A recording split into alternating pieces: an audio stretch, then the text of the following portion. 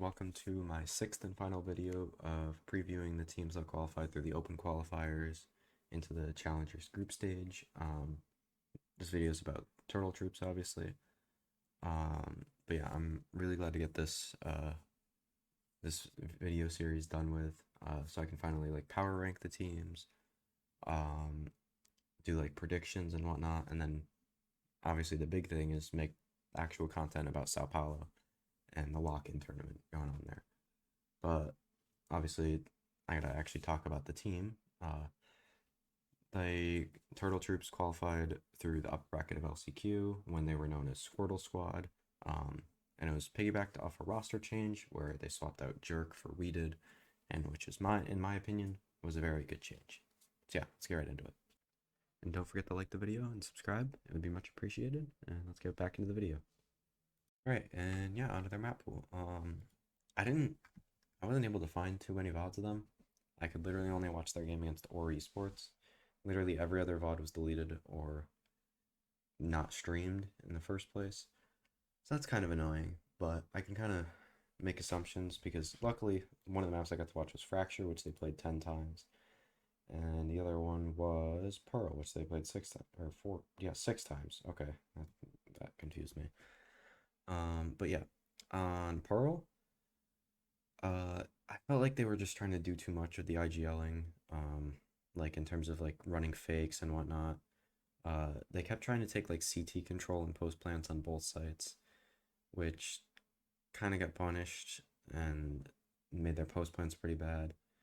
But they did call like a timeout in the middle of the half, and it kind of fixed the issues. Not necessarily fixed the issues, but like got them winning rounds more so, which I guess is fixing issues. But and Harmful's lurks looked pretty good. So on the cipher, which we'll get to some weird stuff with him. But yeah, and then on defense, I mean, Governor was playing extremely aggressive with the Neon. Like they had like paper Rex level. I wouldn't say paper Rex, but like maybe phase levels of defensive aggression. I don't know. Like it was kind of crazy just how much they were pushing with the like the breach. That's the wrong map. Never mind. Ah, the KO. Yeah, the KO and the Sova. Like using that to set him up. Which they didn't get a ton of kills off of it, but like they got a lot of map control and stuff, which was nice. And then but there were at times it did become predictable, so I don't know. But on the defensive side, Harmful is kind of playing the Cypher like it's a chamber, which is not ideal against better teams, so you hope that he doesn't get punished. And then on Fracture, they really enjoyed finding like the weak spots in the defense where like or didn't put as much pressure early, and then walking up there and either like running a little mini fake or like putting a little bit of pressure on that spot and then working back to the other side of the map, which I thought was pretty good. But yeah, I don't know. Some of the execs were kind of bad at points, but they won the game, so it didn't really matter. But on defense, their retakes were really solid. Sometimes like when they would like try to push out, it felt like it wasn't like practiced at all. They kind of just like, all right, do this now, and they kind of got punished for it at times, especially against like eco rounds, which was not ideal. But yeah, I mean, those are the only 2 maps I got to watch. I thought they were pretty good. Um, Icebox, I like their comp. Ascent, they're running the default comp, both with the Omen and Astra. And then Haven, I also like their comp in both ways. Like both of these comps are good. So yeah, we'll have to see. I mean, the Breeze, I don't really care about, and I do like that they're banning Bind. I think that's or haven't played Bind, which I'm assuming that means they were banning it, but I don't know. But yeah, that's it for the map pool, and now onto their players. And yeah, first up we have Governor, probably the main point of attention with this team as he was playing Duelist and IGLing for this team, which, as I was talking about in Pearl, with like all the defensive aggression and whatnot, you could pretty much tell who was IGLing just by watching them, even if you didn't like know beforehand. He was involved in like so much of their defensive aggression on both maps, being on Fracture and Pearl, which they did a ton of. At times, like he either tries to do too much or like, I mean, yeah, he tries to do too much. But I think the more experience that he gets IGLing, the better and more like consistent he will be with that. And I mean, at the end of the day, he's also still a pretty good fragger. And now we have Weeded, the new addition to the team, as I said.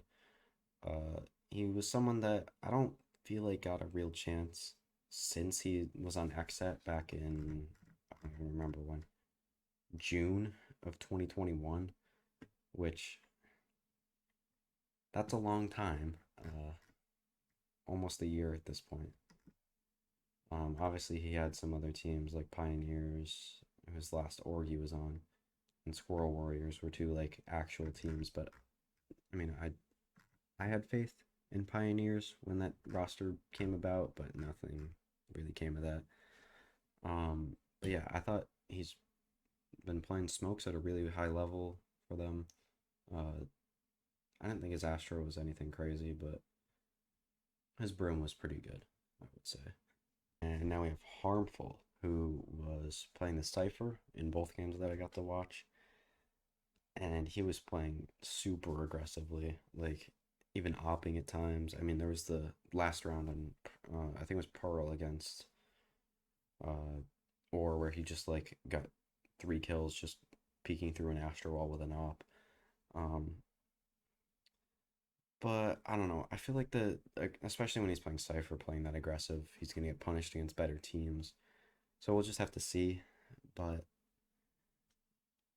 his jet has looked good in the past when I've watched it. I didn't get to watch it this qualifier, but I would assume it was good considering the. I'm just gonna read off stats, but like 253 ACS and whatnot, 160 ADR, which is really fucking good. I think at least. But yeah, overall, I think he's pretty good, but he can make some questionable decisions at times, and you just kind of hope that he doesn't get punished for it. And next up, we have Adder, who is their flex player and Killjoy player when they want to play the Jet and when they're not playing the Cypher, when like Harmful does. Um, I thought he was pretty good. I only really got to see his KO, but I mean, he wasn't crazy by any means. He's just solid, doing his job, nothing mind blowing or anything, and I don't really have a ton to say. So yeah. Right, and our final player and the player that surprised me the most with how good he was Okeanos. I think that's how you pronounce that. He's their like scan like Sova breach fade initiator. Um, and as I said, I was really impressed with him. I mean, he had an insane clutch. I was like, I think it was a 1v3 on Fracture that I'm sure if you're watching this video you've seen. But I mean, yeah, and other than that, I mean, he was just using his utility really well on the breach to support his teammates. I didn't think his Sova was anything crazy, but it was still pretty good. And yeah, overall, I was extremely impressed with the level of individual skill on this team. I really didn't expect it to be this much. Like I knew Weeded and Harmful were pretty good, and Governor was had like clout or whatever. I didn't know how good he actually was, but yeah, I'm excited to see how much they can like add to their game, whether it be Governor improving his IGLing or just adding like more structure and like set plays into their game plan. And maybe that can be helped by getting signed by Moist Esports, which is the rumor right now and could be extremely interesting and would probably make me root for them. So yeah, that's it for the video. I'll probably be getting my power rankings out tomorrow, and then I'll do my week 1 predictions on the 31st. So yeah, see you in the next video. Peace.